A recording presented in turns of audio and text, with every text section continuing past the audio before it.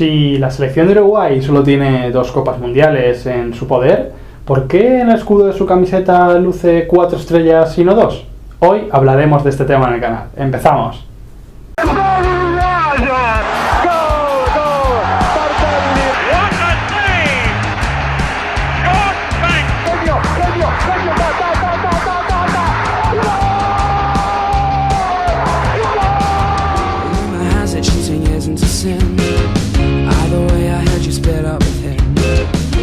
Las estrellas colocadas encima de algunos escudos de equipos de fútbol hacen referencia casi siempre a algún éxito conseguido por el equipo. Ya sea una consecución de varias ligas, Copas de Europa levantadas o, en el caso de las selecciones nacionales, las Copas del Mundo que se han conseguido. En la Serie A, por ejemplo, los equipos pueden colocar una estrella encima de su escudo cada 10 scudettos ganados. Por eso la Juventus hace relativamente poco ha colocado una estrella más encima de su escudo. En la Bundesliga, por ejemplo, estas estrellas se reparten tras conseguir una determinada cantidad de títulos nacionales. En el caso de las selecciones, Brasil fue la primera selección en colocar estrellas encima de su escudo. Lo hizo en el año 1971, después de conseguir y alzarse campeón por tercera vez campeona del mundo en México en 1970. Y además, después de esa competición, se quedó el trofeo en propiedad. Adentrándonos dentro del terreno que nos ocupa, las selecciones nacionales de fútbol, podemos observar cómo todos los equipos reflejan el número de copas del mundo levantadas en forma de estrellas encima de su escudo. Así, Brasil luce, como sabemos, 5 estrellas encima de su escudo, Alemania e Italia lo hacen con 4, Francia y Argentina 2 y España e Inglaterra con 1. Sin embargo, nos topamos con el caso de Uruguay, el cual en principio se salta esta norma, ya que pese a haber conseguido solo 2 copas mundiales, la del 30 y la del 50, luce 4 estrellas en su pecho. ¿A qué se debe esto? Los charrúa contabilizaban como campeonatos del mundo de fútbol los torneos olímpicos de fútbol de los Juegos Olímpicos de París 1924 y Ámsterdam 1928. Uruguay se hizo con esos 2 torneos de fútbol de los Juegos Olímpicos, por lo que sumados a sus mundiales de fútbol conseguidos en el 30 y en el 50 hacen un total de 4 entorchados mundiales en las cuentas charrúas. La historia de la Copa del Mundo de Fútbol de 1950, celebrada en Brasil, es por todos conocida. Uruguay se presentó en el torneo como todas las demás selecciones, a la sombra de un campeón casi autoproclamado como era Brasil. En el grupo final, por el entorchado mundial, formado por Brasil, Uruguay, Suecia y España, los uruguayos, liderados por Obdulio Varela, se presentaban en un festivo Maracaná con la necesidad imperiosa de ganar si querían levantar el trofeo mundial. Contra todo pronóstico, lo hicieron en casa del autoproclamado campeón, cerrando una de las gestas más llamativas de toda la historia del deporte, no solo del fútbol, conocida esta como el Maracanazo, liderados por un descomunal, los uruguayos me refiero, por un descomunal Alcides Guiglia. Vamos a retroceder unos 20 años a lo comentado anteriormente, dejando por delante nuestro el mayor conflicto armado que marcará la historia del mundo contemporáneo que conocemos. La primera edición de la Copa del Mundo de Fútbol de 1930 se celebró en Uruguay, lo que servía de cierto premio al equipo uruguayo por la consecución de los 2 torneos olímpicos de fútbol de 1924 y 1928. Con muchas ausencias europeas, que a modo de boicot por la celebración del torneo en suelo americano, el campeonato se abrió con la vista puesta en las 2 selecciones que se darían finalmente cita en la final. Uruguay y Argentina ampliaban su rivalidad rioplatense viéndose las caras en un partido de destacable tensión en el Estadio Centenario de Montevideo.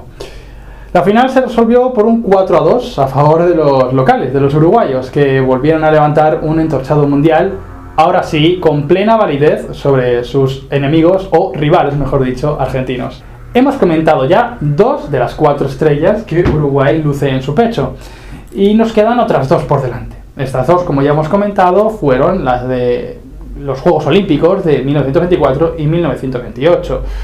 Los uruguayos, siempre con ese halo de picardía y carácter muy latino, concedieron la categoría de Copa Mundial a los 2 torneos de fútbol olímpico celebrados en París y en Ámsterdam, en el 24 y en el 28. El torneo de fútbol olímpico comenzó a estar a cargo de la FIFA a partir del año 1924, por lo que sí que es verdad que hay ciertos argumentos para considerarlo una especie de mundial incipiente antes de que se oficializara la Copa del Mundo en el 30. Esos dos torneos de fútbol olímpico, el del 1924 y 1928, darían lugar a la ya conocida como Copa del Mundo de Fútbol, la primera edición, que se celebraría en Uruguay, como hemos comentado anteriormente. Hablamos, aún en esos años 20, de un fútbol escasamente modernizado en el apartado profesional, sobre todo en el caso de Uruguay, y hago énfasis en lo de profesional porque en lo que respecta a estilo, el combinado rioplatense iba por delante de todos, y así quedó demostrado en los dos torneos olímpicos. La actitud de escepticismo hacia los británicos vertebró una evolución del fútbol a orillas del Río de la Plata muy distinta a la inglesa. El esquema 2-3-5 se mantenía, pero solo en forma, ya que en estilo se acuñó uno muy propio, salpicado de las influencias de la vida y de la sociedad rioplatense. Sin ataduras británicas, desconfiaban del apartado físico y las influencias de los inmigrantes italianos y españoles se hizo sentir, elevando la importancia de la habilidad en el juego y la belleza del mismo. Así llegamos a 1924. Uruguay aceptó la invitación para jugar el torneo de fútbol olímpico de París, pero fruto de esa escasa profesionalización antes comentada, tuvo que sufragarse el viaje mediante la disputa de algunos amistosos en territorio español, previo al torneo.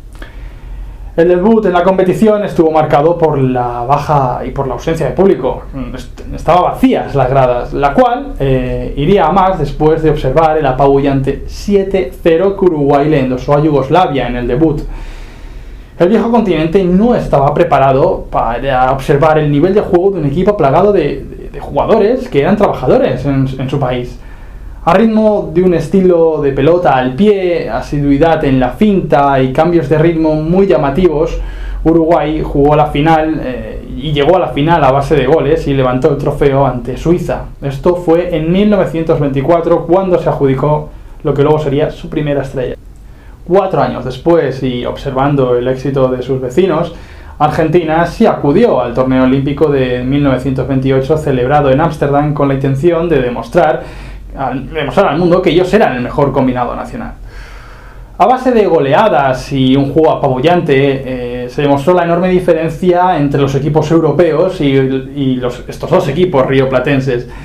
Argentina y Uruguay se citaron en una final que se resolvió en un partido de desempate, debido a las tablas que se dieron en el primer partido, en el estipulado como final oficial. Uruguay venció por 2-1 el encuentro de desempate, consiguiendo así su segundo título olímpico consecutivo. Sí que es verdad que hay cierto consenso, acudiendo a las fuentes de la época, en afirmar que lo que elevó a Uruguay por encima de Argentina fue su mayor disciplina táctica ante una selección vecina de enorme calidad, pero que perdía las formas defensivas a la hora de atacar.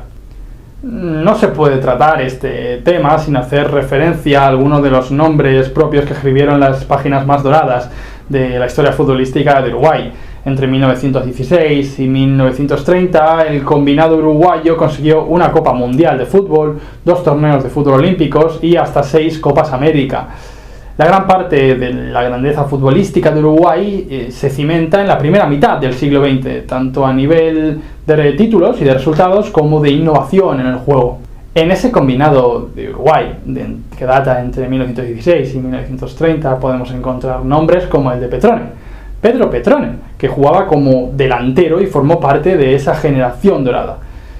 Pasó casi la totalidad de su carrera en Club Nacional de Montevideo y experimentó un breve paso por el fútbol italiano, concretamente en la Fiorentina. Con Uruguay alzó las Copas América de 1923 y 1924, las dos ediciones del torneo de fútbol de los Juegos Olímpicos del 24 y del 28 y la Copa del Mundo de 1930. Era el goleador de un equipo plagado de grandes nombres y lo demostró también siendo capocannoniere de la Fiorentina en Italia en 1932 y también máximo goleador de las ediciones del 23, del 24 y del 27 de la Copa América. Además, si no fuera poco ya, también fue el máximo artillero de la edición del torneo de fútbol de los Juegos Olímpicos de 1924. También habría que mencionar a José Pedro Cea, nacido en la localidad gallega de Redondela, pero emigró pronto a Uruguay. Desempeñó la función de inside por detrás de los delanteros y desde ahí pudo ganar la Copa América del 23 y del 24, los dos Juegos Olímpicos del 24 y del 28 y la Copa Mundial de 1930. Palmarés similar al de Petrone. Por último, creo que habría que mencionar a Héctor Castro, o como se le apodaba entre los numerosos motes que tenía, el Manco Divino. Este apelativo tenía sus razones, ya que en su infancia se cortó el antebrazo derecho en un accidente. Se incorpora algo más tarde al combinado nacional que Petrone y que Cea, pero obtiene un éxito muy similar. Es clave en el equipo que sale campeón en el Mundial de su país en 1930 y también forma parte de los Juegos Olímpicos de 1928 y la Copa América de 1926. Además, algo ya más tarde, sale campeón del entorchado americano en la edición de 1935 celebrada en Perú. Y este es el origen de las 4 estrellas de Uruguay. 1924, Juegos Olímpicos, 1928, Juegos Olímpicos, 1930, Mundial y 1950, Maracanazo Mundial de Brasil. Esa clásica pillería de los jugadores uruguayos también se plasma en su federación, que considera como Copas Mundiales y con, la verdad, muchos argumentos, el éxito conseguido en los Juegos Olímpicos de 1924 y 1928. Sin más, nos despedimos, hasta otra.